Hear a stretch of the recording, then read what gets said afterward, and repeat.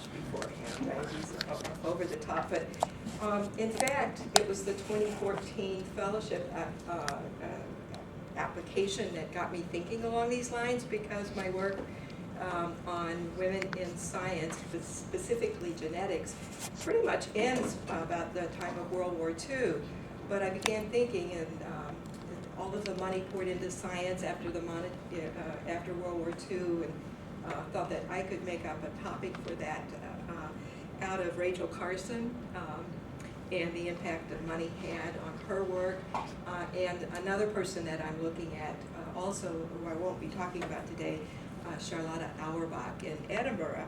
But today I'm just going to present on Rachel Carson and talk about how gender influenced her work, as well as her formation of the notion of environmental citizenship, which I'm arguing is a new category. Just to give you a little bit of background as to how I placed the study, you know that there's an interesting literature on the relationship between scientists and the government, and particularly after World War I. It's a bit complicated, but ultimately, until the culture wars of the 70s and 80s, scientists were considered as experts and frequently leaned upon by both the public and the government. But I'm arguing that this broke down, not so much immediately after the war, as you'll see, but certainly by the coming of the Cold War, because scientists themselves began to argue over positions, and the public was in a situation where they had to decide which scientists to believe.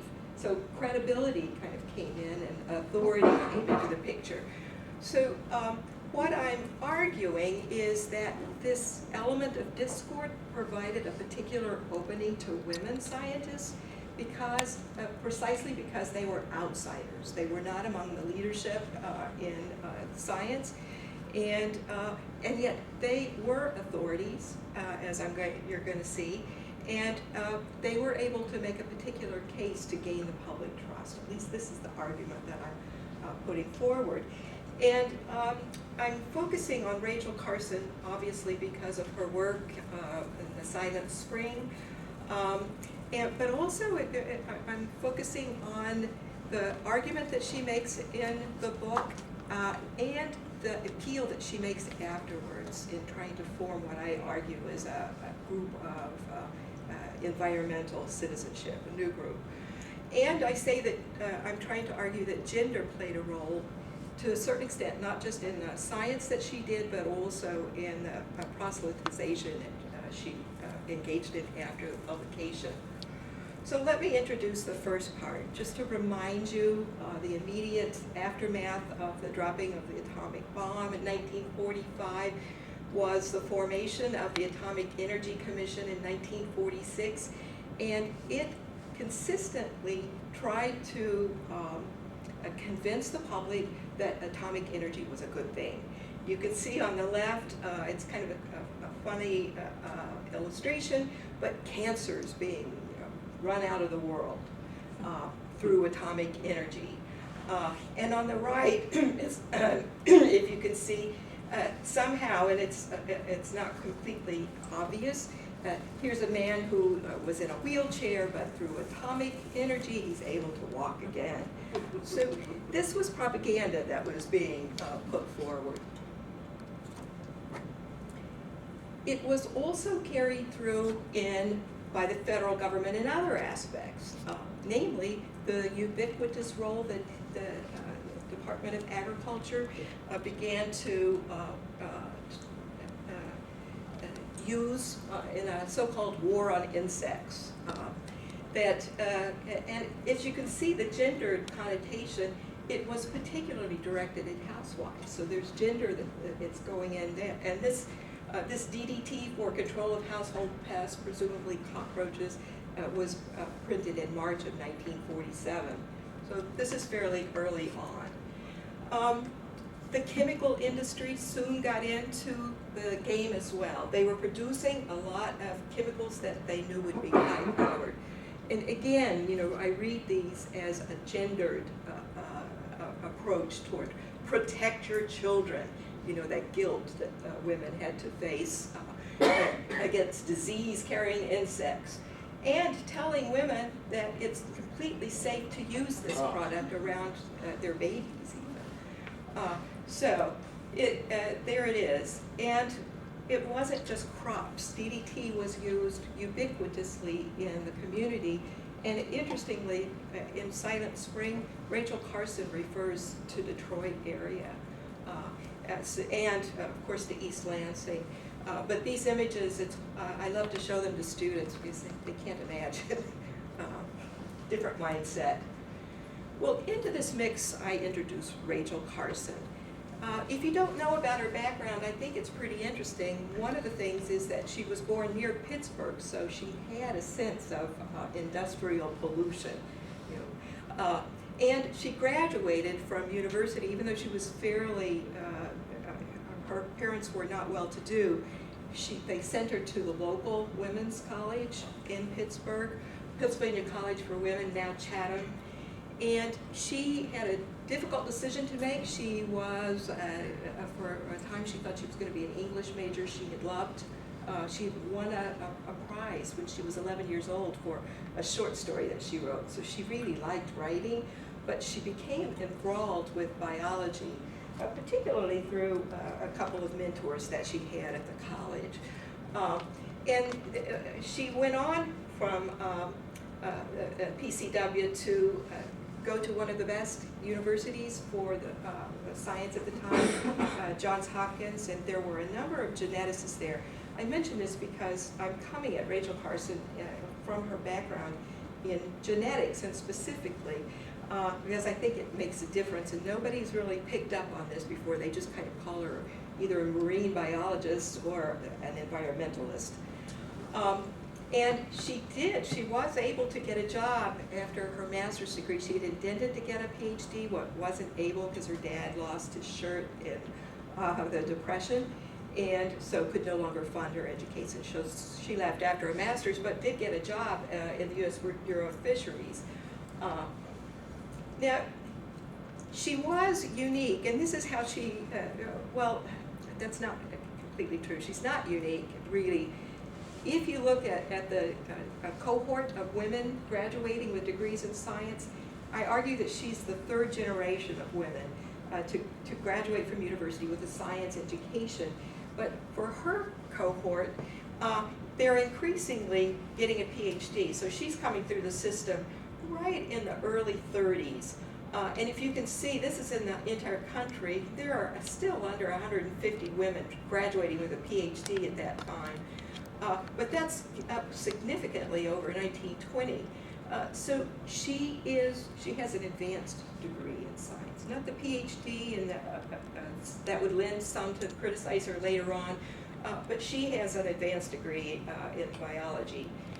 So while she was working for the Fish and Wildlife Service, she wrote a lot of pieces for them, kind of brochures and informational pieces.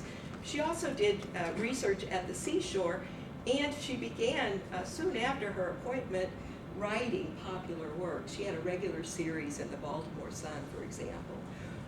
So she kept up writing, and in 1941 she published her first book. People say, well, you know, it wasn't terribly popular, but in part that was because it was published during the war. People had their eyes on other things, but by the time she published her second book, people were looking. She won a National Book Award for that, but even more important for our story is the fact that she got a Guggenheim. And then she was able to say goodbye to her government job and was able to devote herself full time to writing. And she published a book in 1955 that likewise was very, very popular. So it's at this point that she's looking around for a new project, and she writes to her dear friend Dorothy Freeman in 1958 about the book that she's thinking about, and she says, well, it's going to be similar to that, you know, of her previous works, focused on life and the relations of life to the physical environment. She also admitted, and I left this part out to Freeman, that it was the most difficult thing that she had ever written, because it was not going to be one of those, oh, go put your toes in the seashore and see the glories of the living world. This one she knew was going to be controversial from the beginning. She came to it by a report that she had received from another woman about a massive die-off of birds in a bird sanctuary near her home. And she asked for Rachel Carson's help. And Carson did not immediately think about writing on it herself. She wrote off to other people and tried to get them interested. But she soon found out that nobody else was going to touch it.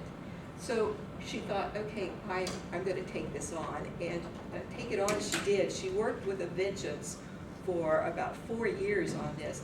I visited her archives a year ago, which are at Yale, and it's amazing to go through the masses of documents, articles, and papers, and correspondence that she amassed over this period, and from all different areas of science. She's looking at a lot of different things. But I particularly looked at the genetics that came into this, and I'll show you why in just a second. So she finally finished her book in 1962, and the first inkling of her argument came out in a series of pieces that were published in the New Yorker, three articles, June and July, in the New Yorker, and it was clear already from that point, even before the publication of the book, that they had a blockbuster on their hands. In the archive, her publicist made note of all of the letters that they had received. They received hundreds and hundreds of letters from people all over the country. They knew that this was going to be a major blockbuster even before it appeared. And she did something very interesting. She characterized who these people were, you know, with their gender, their background, and that kind of thing. And so they knew what they had on their hands. So just what did Carson argue? If you've never read Silent Spring, I think you've missed out on something, and I would encourage you. It's a very readable book, except for chapter 3, where she goes into the biology of DDT and the chemical aspect. But even that is fairly reasonable. But she, the problem with putting this book together is that she didn't have direct scientific evidence of the harm that was done by pesticides. Interestingly, there was a botanist at Michigan State that she began corresponding with, and he was one of the few people who had actually looked at pesticides and their impact. So that's an interesting correspondence there. So what she had to do was to build up a case through analogy. And in that, she drew on radioactive fallout. So she knew that, I think that was a conscious effort because there'd been work on that. And she also drew on the other woman geneticist that I'm looking at, Lottie Auerbach, and said that who had worked on chemical mutagenesis. In particular, she had done a study of mustard gas, and so she had some research that she built in. And Auerbach is mentioned in Silent Spring. I was thrilled to find out. So, as she wrote in her book, early on, in the first part of chapter 3, she said, "For the first time in the history of the world, every human being is now subjected to contact with dangerous chemicals from the moment of conception until death." And I think we are being reminded of this with the Flint water crisis going on. These chemicals are now stored in the bodies of the vast majority of human beings, regardless of age. They occur in the mother's milk and probably in the tissues of the unborn child. And I don't think that this reference comes out of the blue. I think she's drawing on the public's understanding of the harm done to children by virtue of the Greater St. Louis Citizens Committee for Nuclear Information. And they had just been conducting their baby tooth survey, their famous baby tooth survey, in which they asked children to send in their baby teeth to them, and they tested it for strontium-90, and it was the first evidence that correlated not only that children had it, but they could correlate the age of the child to how much strontium-90 was in the atmosphere. So amazing evidence. But I love, this is the quotation that particularly is important to this argument. Just, who is it who's made the decision that sets in motion these chains of poisonings? This ever-widening wave of death that spreads out like ripples when a pebble is dropped into a still pond. You can see her literary influence here. Who has decided? Who has the right to decide for the countless legions of people who were not consulted that the supreme value is a world without insects? And the decision is that of the authoritarian, temporarily entrusted with power. He has made it during a moment of inattention by millions to whom beauty and the ordered world of nature still have a meaning that is deep and imperative. This is powerful stuff here. Well, I'm hoping that we have access to the internet in here. I don't know, we will see. But there was an incredible outcry, you know, everything, a barrage of focus on the book and on her argument.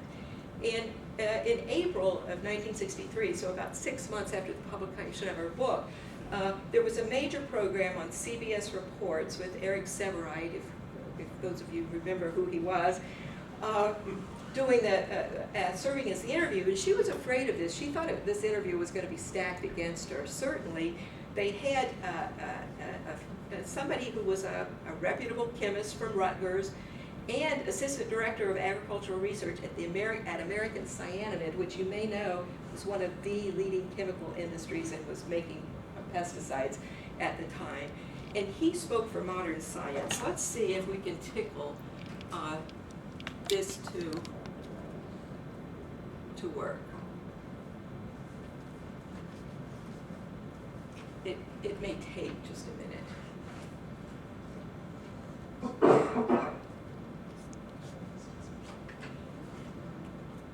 Try one more time and then we'll have to go on. It's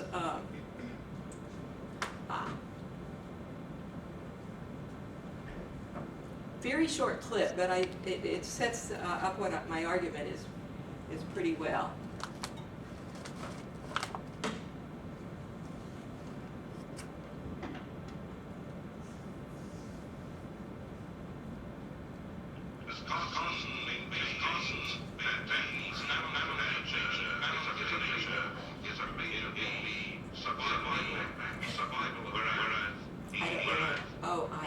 I think you got it running a couple times. Yeah. Yeah, just close that. I'm trying. Oh, sorry. Shall I start that again? Please. Yeah, sorry, it's pretty short. That was me, I got too impatient.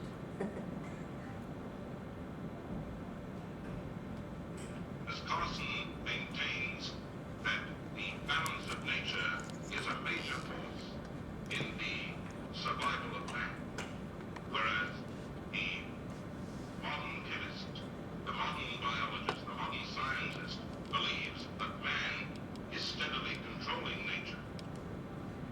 Now, to these people, apparently the balance of nature was something that was repealed as soon as man came on the scene. Or you might just as well assume that you could repeal the law of gravity. The balance of nature is built of a series of interrelationships between living things and between living things and their environment.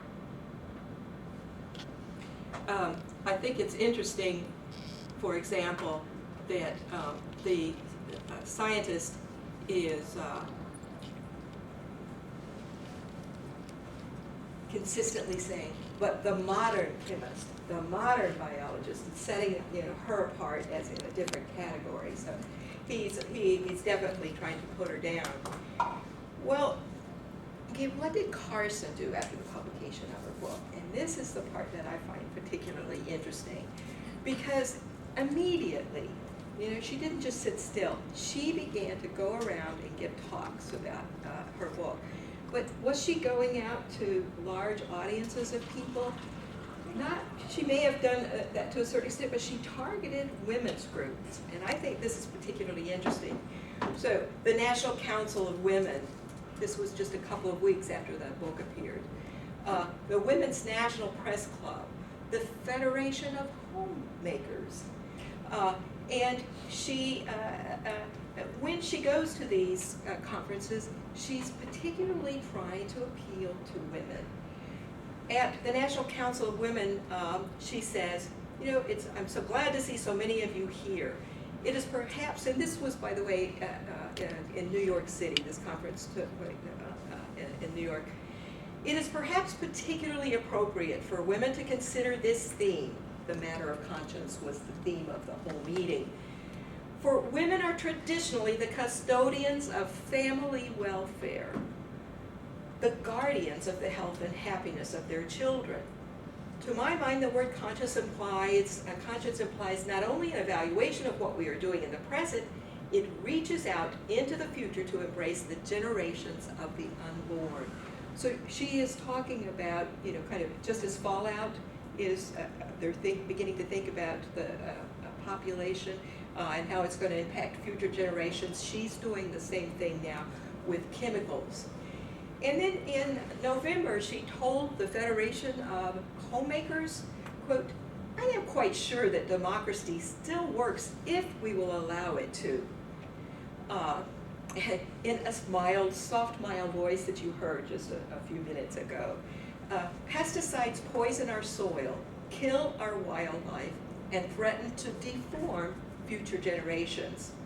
But it is a threat that American women can help to stop. And she suggested that ladies write letters to congressmen, senators, state and local government agencies, and newspaper editors. Okay? Get out there, you cadre of workers. Now, it wasn't just women, of course. You may have seen, I could have put the slide up, President Kennedy had read the pieces in the New Yorker, and in August, even before the publication of the book, he was asked at a news conference famously what he was going to do about these charges. Well, one of the things that he did do was to get his science advisory committee onto it. And they invited Carson to speak before them at their meeting in 1963. And as you can see, it's a fairly large gathering of very prestigious male scientists. And here's Rachel Carson sitting at the end. Now, someone who has studied science policy during this period has a chapter in his book on Rachel Carson. And he states that Carson's appearance was a historical milestone for this committee, which had been, by then, a world without women. It was no accident that the first major report on the topic, other than masculine military technology, space, and science policy, was instigated by a woman scientist and science writer belonging to a marginal group in the hierarchical scientific community. So this is rather unusual. She also spoke before the Senate, to a Senate subcommittee that was investigating pesticides.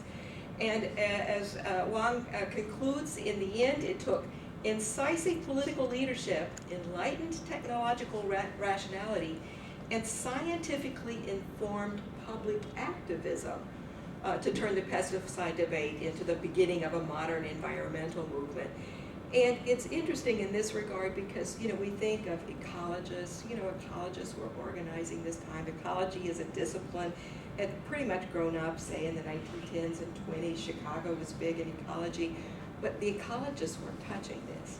So Carson herself is, whoops. No, I'll take care of it.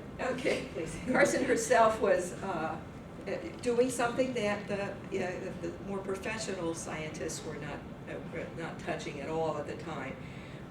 So she certainly cultivated, as I say, you know, informed public activism, and I think it's important to note that she's particularly targeting women. Now, I'm arguing this because it's not, I wouldn't say that it's unique. As we all know, the progressives also tapped middle-class women, particularly who were opposed to the kill-off of birds for their feathers and used in feather hats, things like that. But this was a bigger movement by the 1960s. And Carson was different. She was an authority. She had, despite what White said, she had solid scientific credentials. And she had the authority to speak about the issue. And it's not by accident, I think, that in her book, she's constantly citing her sources, you know, and telling, on the basis of this and on the basis of that. She's bolstering her credibility.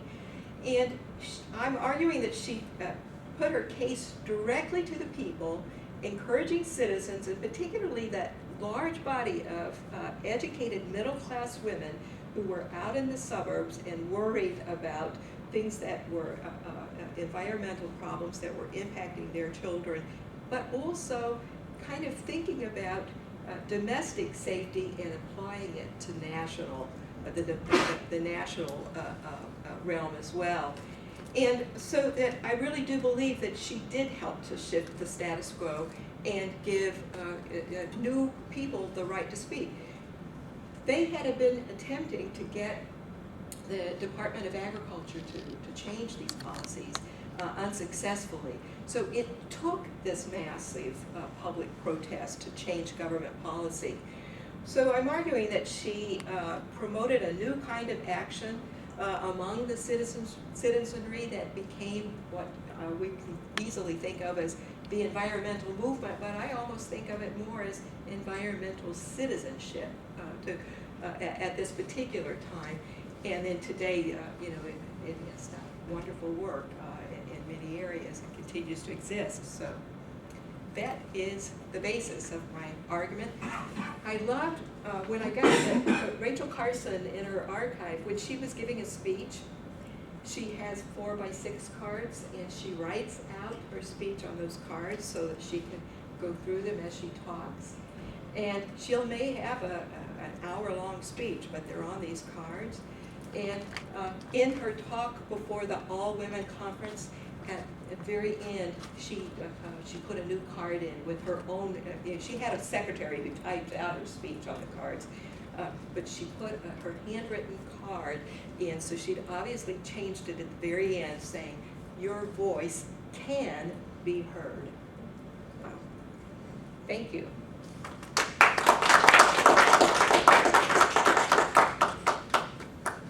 Questions, comments?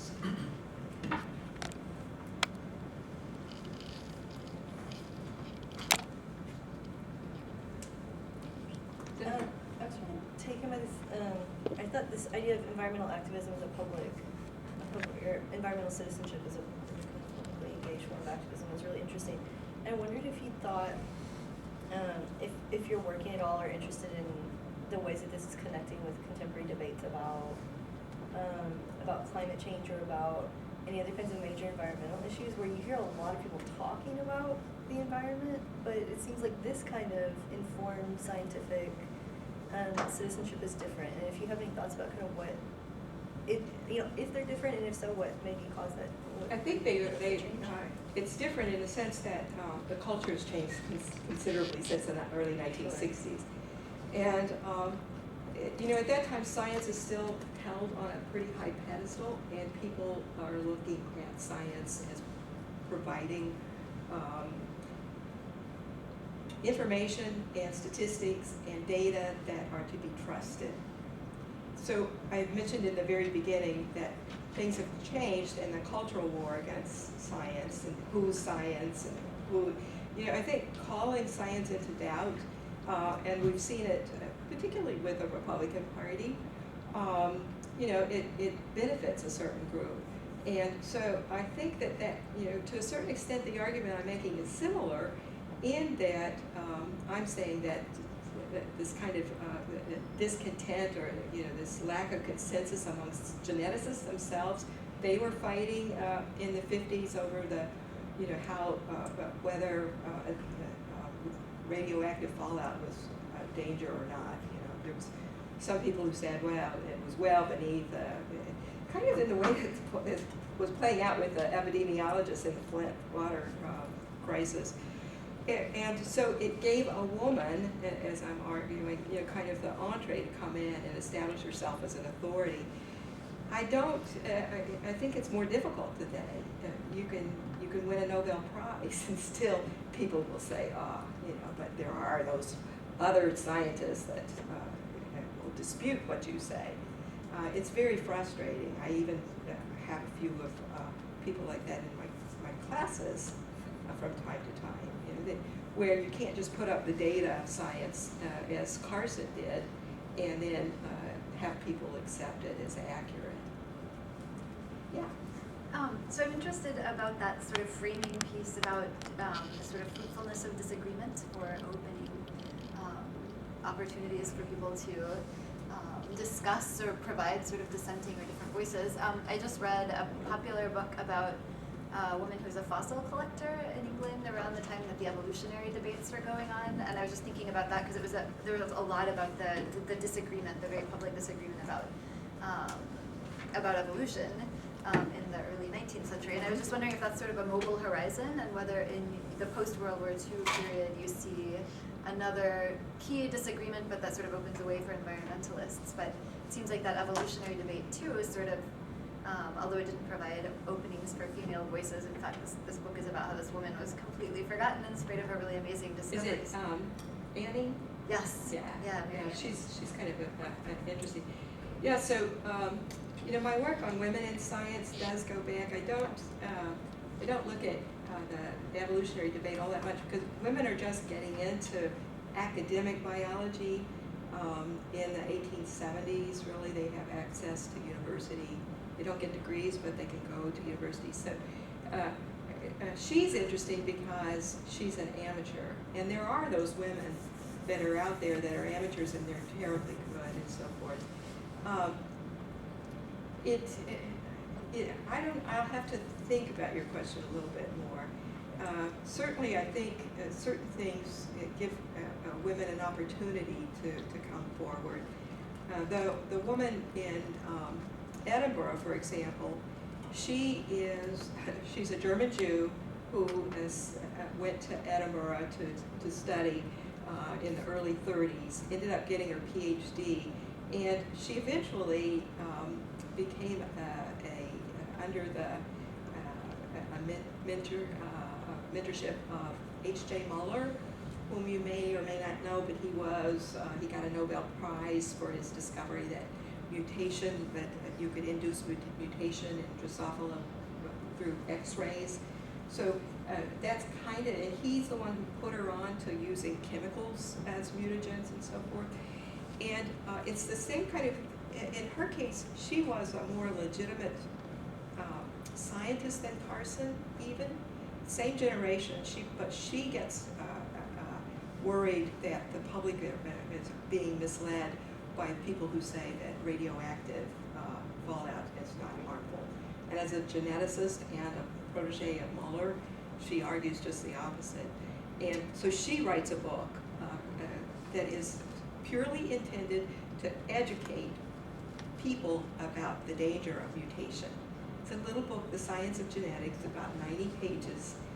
And so she establishes herself as a public scientist. And so I don't know, this notion of truth, and I don't think it's doubted at the time. For example, with Auerbach, she had major scientists writing and saying, yes, she hasn't done any damage to the science by the popularity of her piece. Carson had a lot of people attack her credibility, her scientific credibility, but almost like, the Hannah Tisha in Flint, right? I see parallels with that case here. It's a woman, the data is questioned by males in the DEQ, and then eventually, and she talks about after having been slammed the day after the day she presented her data, going back and crying and doubting herself. I mean, I think there are parallels here. So, yeah, that's where my gender kind of comes into it. But also, I think it's the same kind of parallel because it's the women who somehow the mothers whose children have drunk the water in Flint and so forth, they feel that they trust her more than they do a bureaucrat in Lansing. So I think I see parallels. There's also a very interesting, parallel in city planning with Jane Jacobs. I don't even think she had, I know she was an educated person, but had no training at all in city planning and wrote a groundbreaking book, maybe as groundbreaking in city planning as Silent Spring was in environmental issues. That was really sort of a countervailing opinion to post-World War II planning programs in this brave new world of shiny modernist architecture and so forth. And she said, we're getting away from what makes the city special. And I think it took her a lot more, a lot longer for many of the same reasons that Rachel Carson wasn't respected. She wasn't respected, number one, probably because she was a woman, and number two, because she didn't have any planning credibility. And she's been proven right, I think, starting in about the 1990s when city planning is much more falling in line with a lot of her principles. There's a lot of remarkable parallels, I think, between these two. Yeah, that's interesting. Yeah, that's one of the reasons why, as I said, I mainly stop at 1940 or so with my study of women in biology. But the more I think about this, I think it's interesting to draw attention to the women of the 50s and 60s that we kind of start the women's movement and so forth. Even the environmental EPA starts in 1970. We kind of start 1970s as the thing. But it's the women in the 50s and 60s, that baby tooth survey, that was run by a husband and wife team, and she was a pediatrician. And it's women, it's public groups, right? These were just citizens in St. Louis who got worried, and Barry Commoner was part of their group as well. But I think that that's one reason that Edith Stamhouse and I will be kind of focusing on this generation, because basically I'd like to argue that by the 50s and 60s, women have been in science for decades. They've been working along in supporting roles.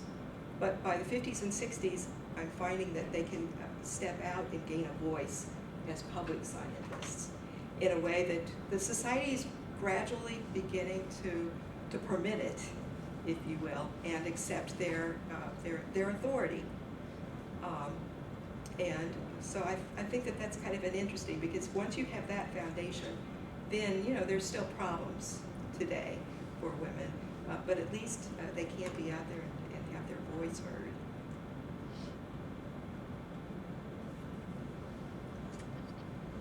Yes. So I'm still trying to unravel, I guess, whether it's cause and effect here. Obviously Rachel Carson had, as well talking about her gender and, relatively modest credentials, and was taking on one of the largest issues against tremendous vested interests. And do you see her, and maybe I'm putting gender and modest credentials in the same category and you're going to unbundle those, but do you see the gender and the modest credentials as something that she overcame through her language and her fantastic, she's in some ways a poet, Yeah. With her rhetoric. Yeah. Or do you see her gender and her modest credentials as what allowed her to use language more effectively to reach people? Yeah, that's a good question. From my standpoint, you could say, from our perspective, having a master's degree, it's modest credentials, right? But from my perspective of the women that I've seen go through the educational system, she actually had a pretty remarkable education. mainly because, and this is kind of interesting, the main person, Linda Lear, who's written a major biography, won lots of awards, including from the History of Science Society for her biography of Carson. She looks at her time at PCW, and if you don't know, PCW is a kind of a sister institute to the University of Pittsburgh, and so it's a very reputable school. So she's getting an excellent education there, and not only that, but there was a geneticist who began to teach at PCW during Carson's senior year in college. She'd already committed to biology being her major. Linda Lear looks at Carson and says, aha, it's this mentor that she had, this woman who was her professor and took her under her wing, and that's what made her go on to biology. And by the way, she left PCW, Carson's senior year, and this other person, Anna Rachel, all of a sudden, I'm forgetting her last name because I'm getting Rachel Carson and Anna Rachel Whitey confused. Okay.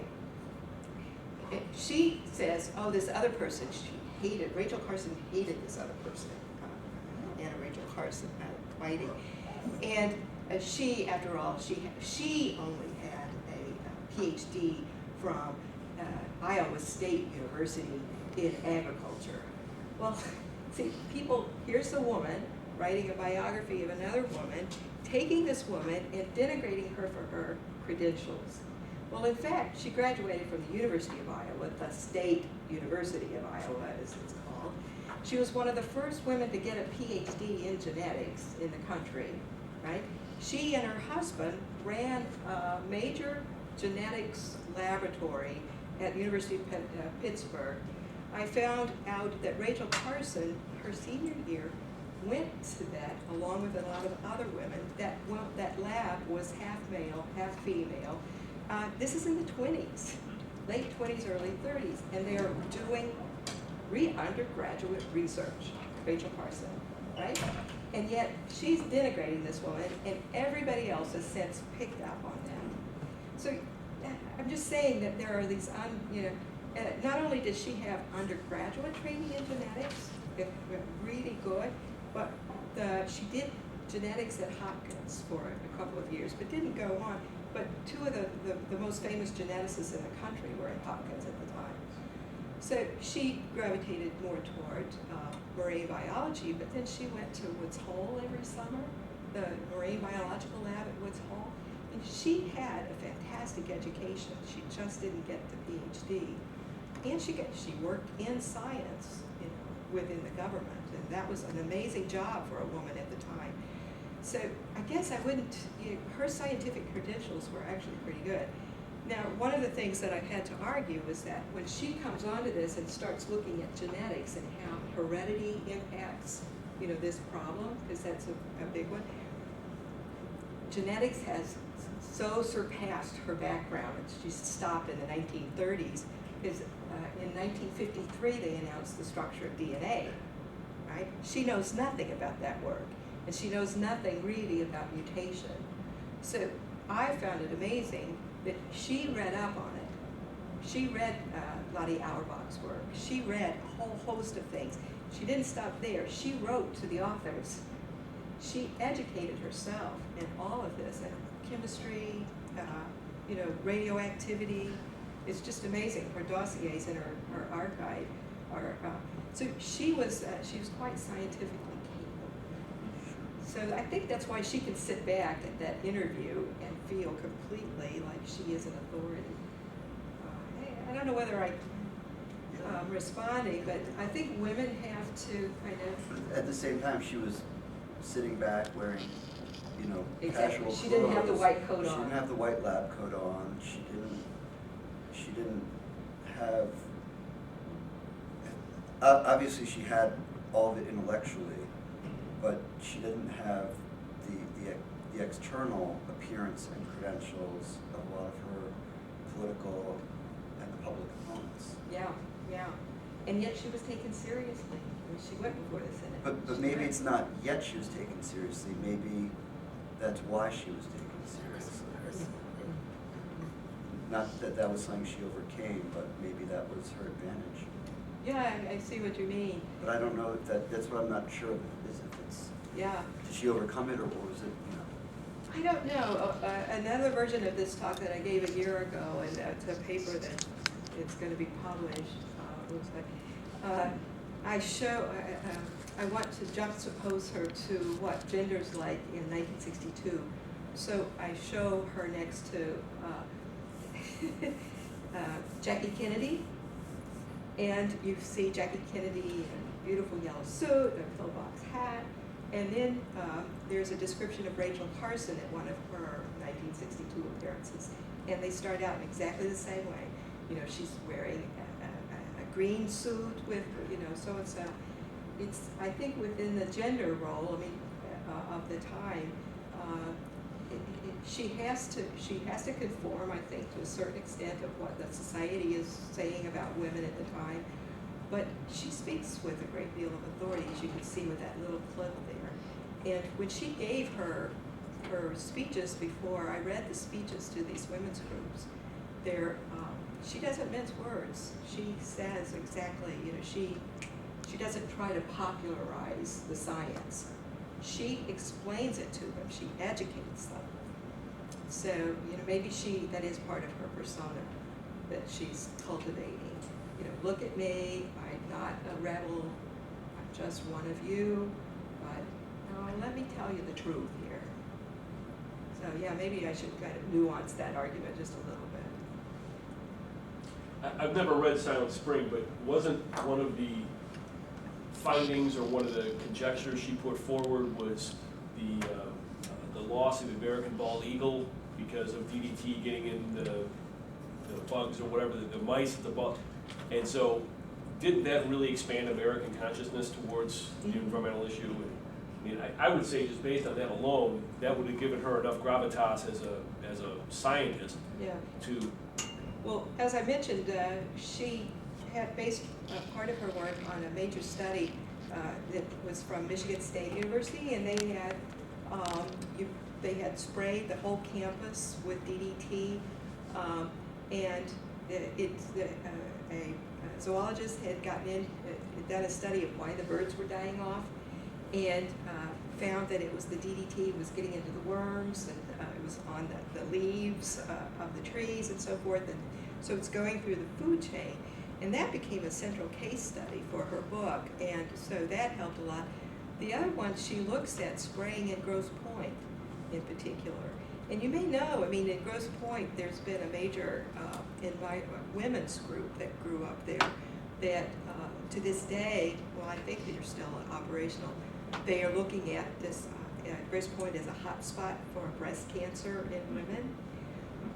And there was somebody up at Cranbrook who was publishing in the regional newspapers and so forth about this even before, and she cites some of that. So Michigan, it's kind of interesting, Michigan became part of, a central part of her book. But you're right, she had talked about the balance of nature in her earlier writings, but focused on the scene. And now she's extending it into the world around us, into the urban environment. And people, I think it helped people to understand in a way that they hadn't understood before. Yeah. That was just a quick follow-up question about the address of the book, which I have read, but I have parts of it that stick out in my mind more than others. And the book is mostly addressing, doesn't it mostly address wildlife? I mean, I know there are these systemic questions about how it works its way through a system, an ecosystem, but whereas those ads you showed where there's actually DDT in the wallpaper take it into a very human context. Yeah. And I'm just wondering if you see a split where she goes out and takes the book to address women's audiences, but the book itself actually reached into a more... She does have a little bit of data in there on children that were exposed to large pesticides, like with a milk bottle that was used. It had pesticides in it before, and then she had a little bit of data that came from humans. but you know, there just wasn't a lot of it at the time. So it's kind of interesting because in a way the scientific evidence was pretty weak, and she had to make, but she was arguing on the basis of evidence. She wasn't just throwing out. So she would make those claims, but then try to appeal. So yeah, there's a little bit of human in there from those kinds of accidents. But it's kind of interesting, you know, in a way, if you look at the poisoning of Michigan, the PCB crisis of, 1972 or something. In that, I find that one is pretty interesting too, to look at, because at that point, the Governor Milliken, along with the fledgling EPA, are able to squash it completely. Do you work on any of that at all? It's, you know, in a way, that's as big as that, right? It's it's an accident. It's an industrial accident where a flame retardant, PBB, gets into the dairy cow feed.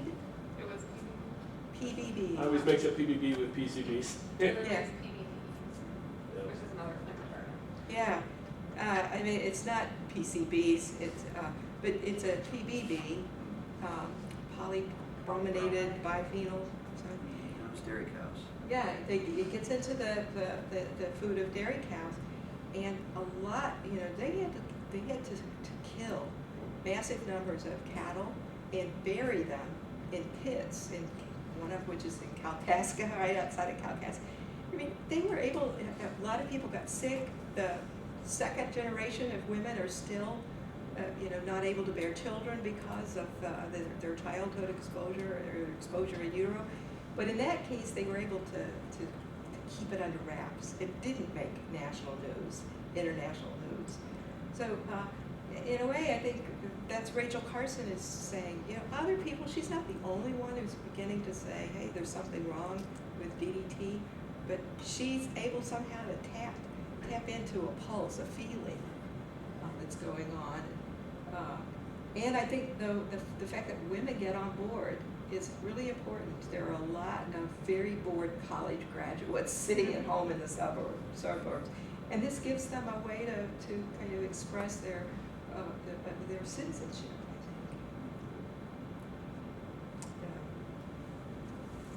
I think. Thank you for your